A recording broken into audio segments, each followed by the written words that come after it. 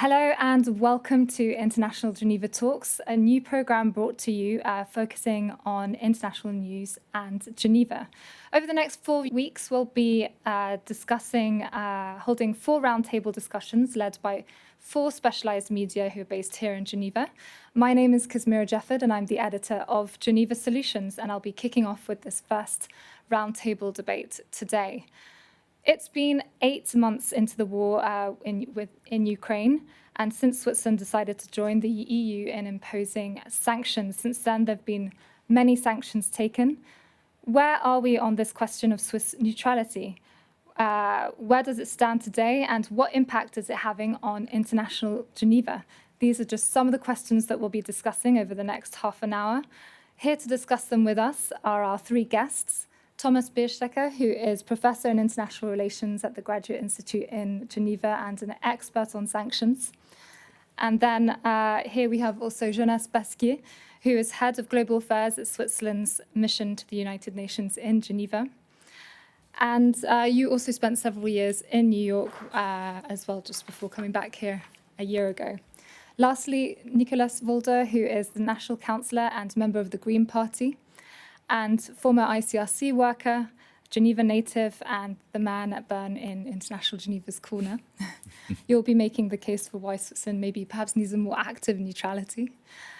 But we're going to start with you, Jonas Pasquier. Let's start with this question of neutrality. Is Switzerland still neutral? And the simple fact that this question now exists is probably a problem for Geneva, no?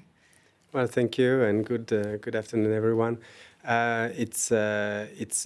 question here would be more to underline actually that it is not a new question. Of course, the context of an unprecedented war in the last decades on the European continent makes this question higher on the agenda. But it's by no means a new question. Viewed from Geneva, I would underline that actually we certainly see a before and an after 24th of February in terms of the geopolitical context, in terms of multilateral discussions, but it has nothing.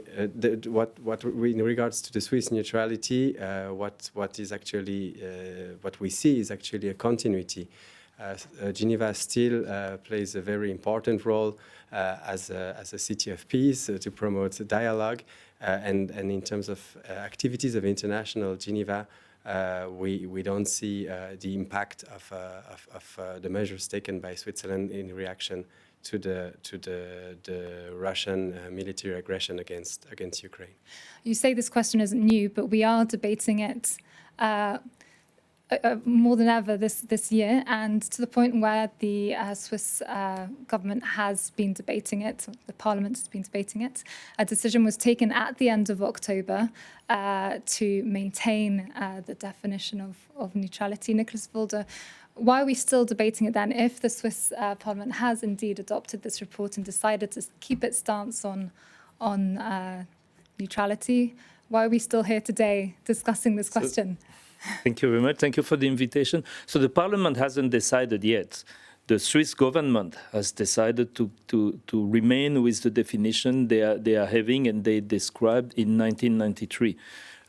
Now it's going to be discussed in the Parliament, and it's also going to be discussed among the population because the UDC, the right-wing party, want to propose an initiative to inscribe the neutrality and a rigid neutrality definition in our constitution, what would be very terrible for Switzerland. But so it just means that the discussion just starting now.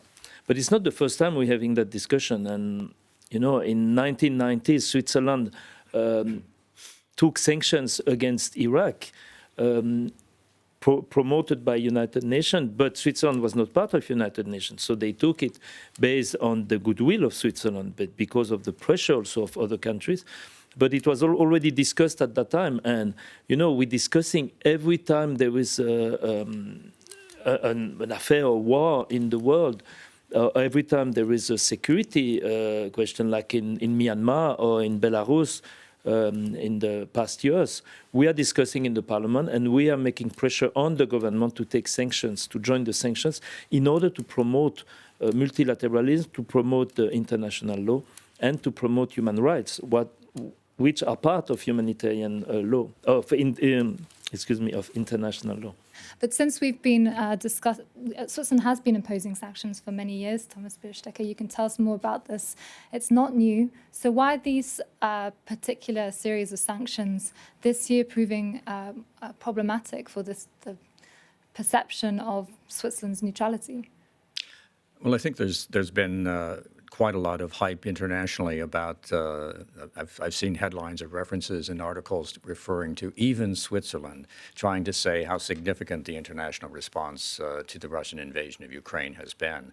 But in fact, I've frequently been commenting and correcting people to say, well, it's not that exceptional. Switzerland has applied sanctions before. So I think part of it is simply, quite frankly, ignorance about Swiss policy outside of Switzerland.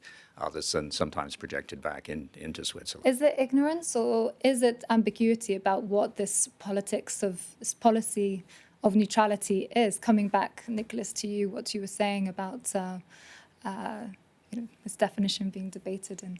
Yeah, I would say it's both. It's, of course, lack of knowledge of neutrality, but externally and internally also among the Swiss population. But it's also, of course, it's a vague concept. You know, the law of neutrality is referred to conflict of the beginning of the 20th century, which are not sufficient to give a frame to the conflict and to the neutrality, the present neutrality. For example, it doesn't touch at all the question of sanctions. It doesn't touch at all the question of delivering arms in peacetime. That, for example, arms delivered in peacetime that could be used later on, that is not part of the law of neutrality. So today, this vague concept has to be interpreted politically, and that's why there is a big discussion every time. We're talking about it. The second reason is that Russia is not Myanmar, it's not Belarus. We had a lot of economical relations with Russia. And of course, a lot of people, even in Switzerland, wanted to continue making business with Russia. And of course, the sanctions raised a lot of discussions because of that. Russia is not any other country. It's one of the major countries, and it's a member of the Security Council. So of course, the decision of Switzerland has created some reactions in Russia, but also in the rest of the world, which are absolutely understandable. So, Jonas Pasquier, what's the impact here on International Geneva of this debate on neutrality? How do organizations here perceive it? How's it perceived at the UN?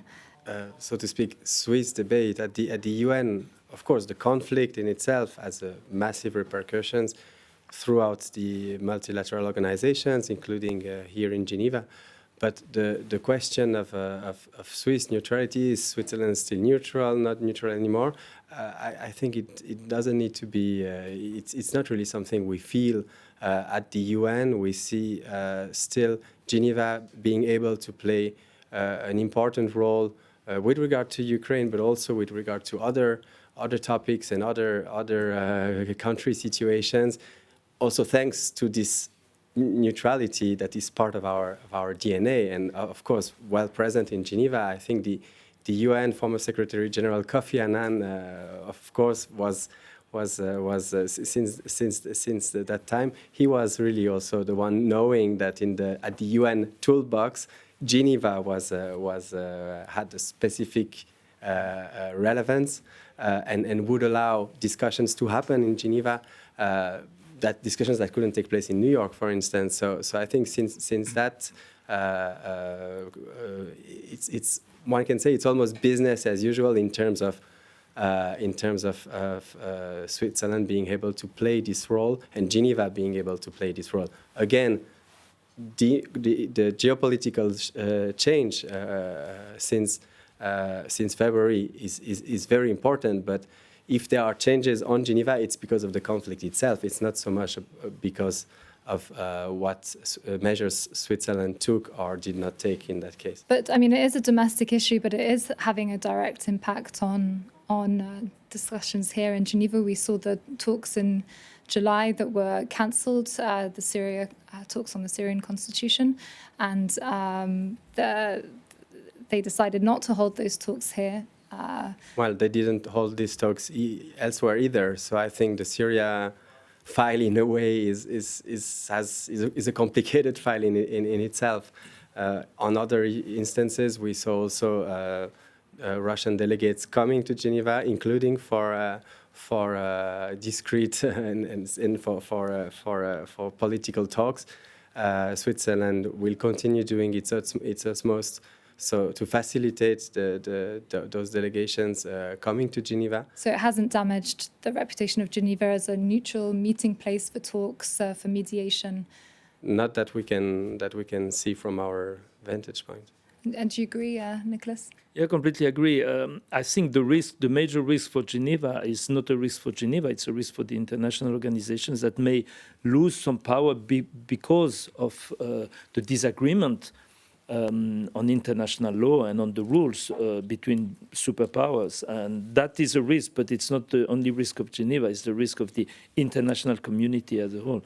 But I think Geneva still has many cards to play, and I don't think that it's antinomic or it's contradictory with Switzerland engaged and very clear, taking side for international law and for human rights. I think I always say that Switzerland could be more active, and Switzerland will be member of the Security Council for 2 years, and I think it's the responsibility of our country to take stand for the international law, but not for that country against that country, but for international law. And the one respecting it will be supported by Switzerland. The ones not respecting it could face sanctions from Switzerland, because we are a country, and it's very important for Switzerland to do it. It gives all the credibility to the Geneva Internationals.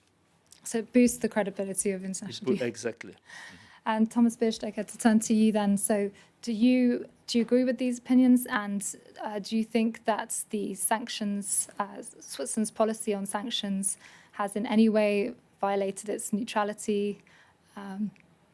Okay. First, let me go back to a point that Nicolas made earlier about the nature of the particular the conflict we're dealing with. We're dealing with the case of a member state of the United Nations invading another member state.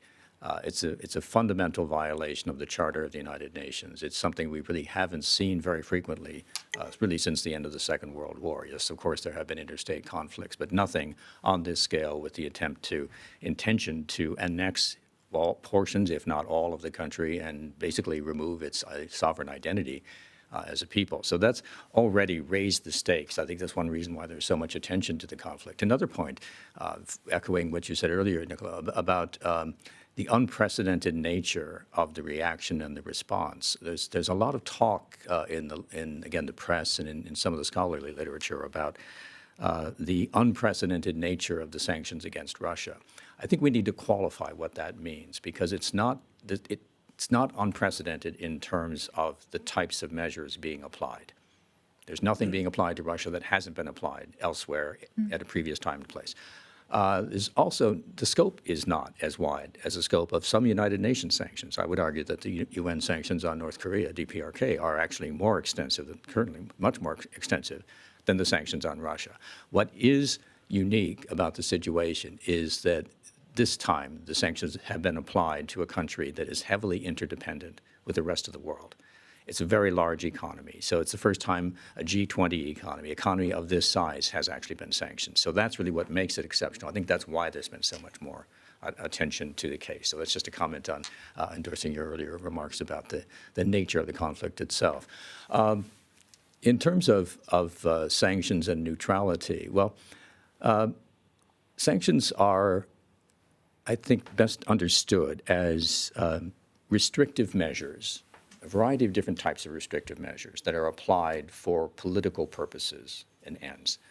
And in fact, that doesn't necessarily compromise neutrality because, again, as you were just saying a few minutes ago, if you're acting consistently with your understanding of international law, the laws of armed conflict, international humanitarian law, human rights law, and that becomes the guidance and basis, well, then you're acting quite consistently. So you need to take sides to some extent in order to maintain international law. You sometimes will be forced to take sides. So I don't see the contradiction between taking sides, applying sanctions, using restrictive measures for political goals and purposes as necessarily being against neutrality. Obviously, it's much more complex. In each case is sui generis, so we have to be careful and apply this to case by case. But I think the argument could be made that it's not inherently a challenge to the idea of neutrality.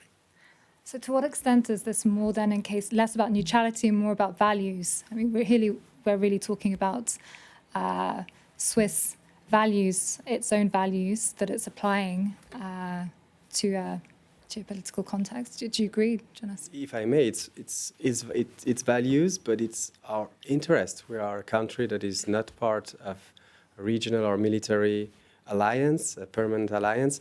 We need international law for our own interest. It goes beyond values, of course. It has to do also with our political system, also our history, our tradition.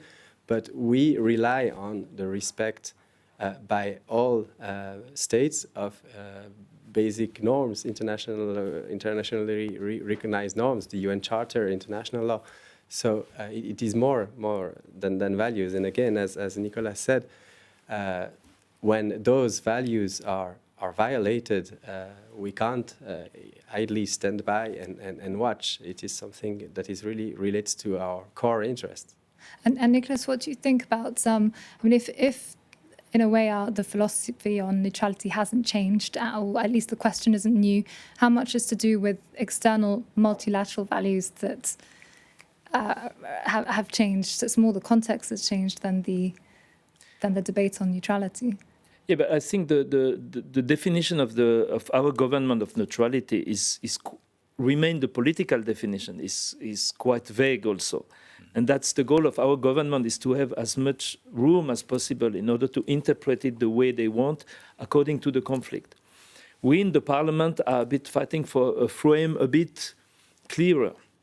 But of course, it's going to be difficult to find a large majority to clarify the frame. So probably we will remain with a very large political frame that will allow the government to take or not sanctions, to defend or not the international law.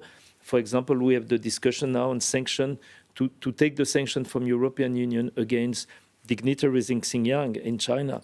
And we are, I'm personally pressing the government in order to follow them, to take them. And of course, part of the parliament do not want. And for time being, Parmelin is trying to gain some time not to take them, because that will affect maybe the relation with China. But on another hand, China has threatened, has said, I think it was an interview with NZZ this weekend, that this could affect the relationship with Switzerland's relationship with China. But it's normal that a country says that, because nobody likes to see sanctions against him. But I think it's important for Switzerland. That's the whole debate. Is it more important for Switzerland to make business with everybody, or to defend the international law and the human rights chart also? And that is the discussion we're having. That's why it's political. But the neutrality rule, we can be neutral and just close our eyes on crimes, saying we are neutral and we do not take any measures, any sanctions, any decisions against, or we can be aligned with the international law and saying, okay, if two countries respect it, we're not going to take part in a conflict. But if one country do not respect it, especially if it's grave violations, then we have to take side with the law. And that is, I think it's important that debate will continue in the parliament. It's not closed. And but I think it's important. Another thing on neutrality, just to add, is that neutrality is also linked with our security. And to be a tool in our security box, we need our neutrality to be respected abroad. So it has to be understood by others, not by Russia only, but by our partners in Europe and United States. They have to see also the advantage for themselves to have a Swiss neutral. If it's just to help Switzerland making business everywhere, it won't be enough. Well, speaking about security, just before we wrap up today, to talk about the Security Council a little bit before we go. So obviously, Switzerland recently joined as a member of the Security Council. Jonas Pasquier, can Switzerland hold its own in this club of international powers and apply this role of active neutrality? Well, I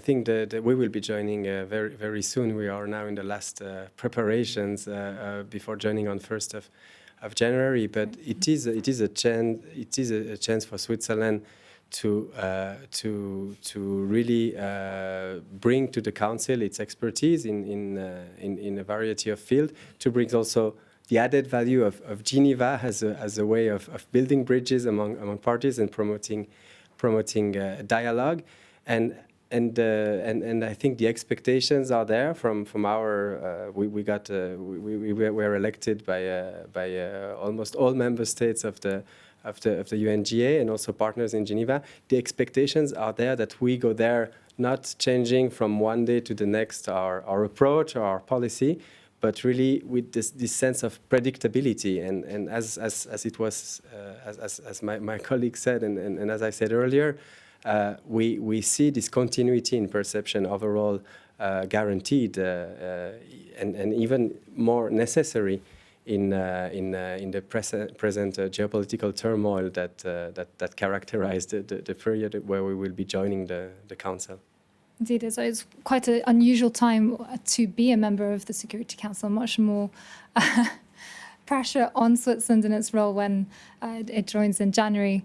And so turning to you, Thomas Biersteker, because you've actually advised incoming members of the Security Council on sanctions related measures. What advice would you give Switzerland then? Well, I don't think Switzerland necessarily needs my advice. I think Switzerland's already done quite a lot before being elected as a member of the Council. I mean, Switzerland's taken the lead in a number of informal intergovernmental organizations like the Accountability, Coherence, Transparency Network or the Like-Minded States Group. And I think people oftentimes dismiss the idea, I do in terms of talking about UN reform and thinking about Security Council membership reform. But I think a lot of reform is happening every day. Small incremental changes, making the council more effective, making it more efficient, providing guidance, creative suggestions, providing resources, convening groups to puzzle solve. And here's where Switzerland has a long record of doing these kinds of things, and I think will be more effective inside the room than outside. Up to this point, I noted very pleased to see one of the preambular paragraphs in the most recent sanctions resolution on Haiti, just October 22nd, just a couple of weeks ago. And it was clear that Switzerland was working with the two elected members, two other like-minded state members on the council at the moment, working with Norway and Ireland in order to see this through. When you're on the council, you can do even more. And so I had the privilege of addressing the 5 incoming ambassadors a week ago, actually, on what to expect with regard to sanctions. And I said, be wary of people who say the Security Council is gridlocked, that nothing can be done, because we even saw a new sanctions resolution after 5 years of no new sanctions resolutions passed just a few weeks ago. So that means things are still underway, things are still going on. But I said, what elected members need to focus on is making the existing sanctions, making them fit for purpose. Because all the conflicts against which these sanctions are being applied for a variety of different purposes, whether it's to end armed conflict, whether it's to deter additional nuclear proliferation or to counter terrorism in some different ways, all these regimes are changing on the ground. And so it's very important that members of the Council, when they're chairing the sanctions committees, play an active role in making sure that they're current, they're up to date, they're introducing particularly provisions for carve-outs for humanitarian actors, again, something I would say very consistent with International Geneva, but also making sure that individual rights are respected when it comes to due process. So I think there are lots of things that elected members can do, and I expect a lot out of Switzerland. So bringing it back to Geneva then, from New York to Geneva, Nicolas or Jonas Pasquier, I'll let one of you decide which to take this final question. But how is Switzerland's policy in New York at the Security Council going to have an impact here on International Geneva Well, it is a huge opportunity for Switzerland and for Geneva in both ways. First, 3 of the 4 priorities decided by the Federal Council for this seat and this membership, one on climate and security, one on sustainable peace, and one on the protection of civilians, are part of the core expertise that is present in Geneva. So as we like to say, to bring those perspectives to New York, you cook in Geneva and you serve the plates in New York. So this is really much the way we see an opportunity for Geneva. And second, of course, you said it, as a member of the Security Council, and Thomas alluded to that as well, Switzerland will gain considerable convening power for its priority to promote also international Geneva during those 2 years, but also well beyond those 2 years on the Council. So we see really a long-term benefit on Switzerland's role and on Geneva's role in global governance. Well, that's all we've got time for today, unfortunately, but we'll be serving up new debates on international Geneva over the coming weeks. And so thank you very much for joining us, and see you back here next week. Goodbye.